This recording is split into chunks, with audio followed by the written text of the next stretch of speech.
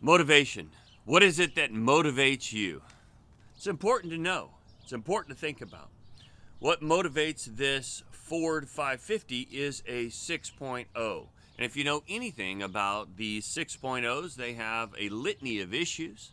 So it was donated to us by Brother Richard Wharton, and he had it bulletproof, so all of those issues were resolved, except for the wiring harness. And so this summer, that wiring harness failed us, and we tried to repair it. It didn't take. And so fortunately, we have a church member, Chip Davis, that has a mechanic, Big John. And so our deacon, Brother Donnie Nichols, gets together with Big John. 3 hours, they have this thing fixed. If you've got a 6.0, you need yourself a Big John. Now, in our devotional today, we find that Jacob has some motivational issues. As we looked at yesterday, he left Laban's out of fear. And he says it himself. While Laban was shearing the sheep, he gathers up his family, all of his flocks and everything, and they head out. They herd out, but they head out. How in the world are you going to move all those flocks without anybody knowing about it? How did he think that was going to end? It did not end well for him. So he was fleeing Laban with a motivation of fear, but he was facing his brother Esau, and he was still fearful as well. So he breaks up the camp. In fact, when you go back and look at how he's named the places there in Genesis 32, it's 2 camps, and he breaks them up. Then he sends spies ahead because he's fearful. And should he be fearful?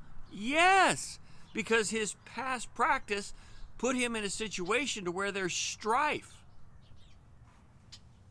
And so he's got a situation where he has lied. That's created issues. He reaped a bunch of those issues at Laban's. And so now all this issues has created lots of fear. Fear ought not be our motivation. And so let's take a look a little bit about what motivates us. It could be like Jacob, and it could be self-preservation. Self-preservation is not a good motivation. If you're flying through life with self-preservation mode, that is not good. That is fear.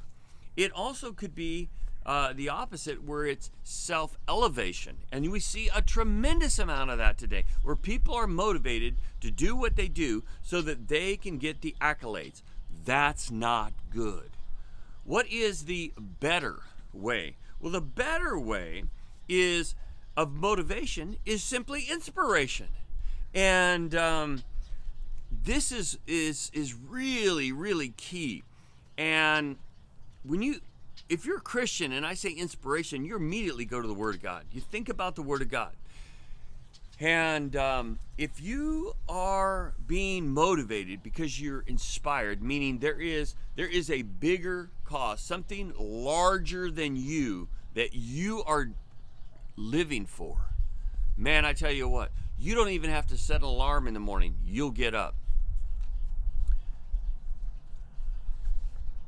Here we see in our devotional, Jacob is confronted with the Lord, and he wrestles with the Lord. And I want to tell you that if you're ever going to get from the point of fear to the point of really being an individual that's motivated with the right inspiration, you're going to have to struggle with the Lord. And this is what happened. And it literally changed his walk. The Lord touched the hollow of his thigh, and it changed his walk. You'll never be the same. People will notice there's something different about you. Now, what is the ultimate motivation?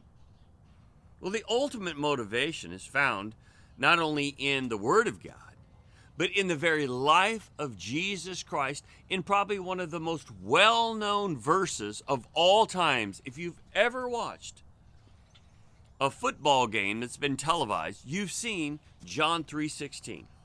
For God so loved the world that he gave his only begotten Son, So what was God's motivation?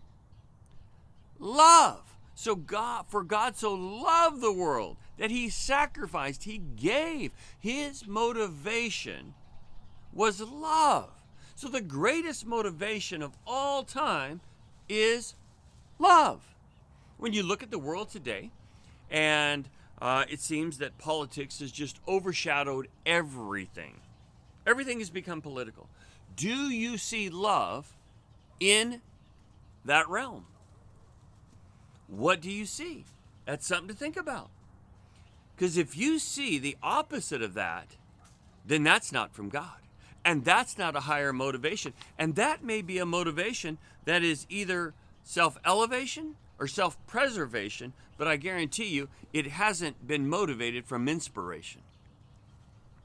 Take a look in your own life. What is it that motivates you? Let's do some inspection. Let's lift the hood a little bit and see what is it that's motivating me.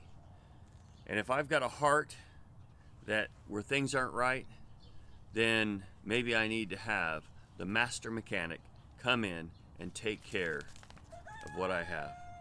Hopefully you got a big God that'll do that, and hopefully it's Jesus Christ. May God bless you. Thank you so much for tuning in.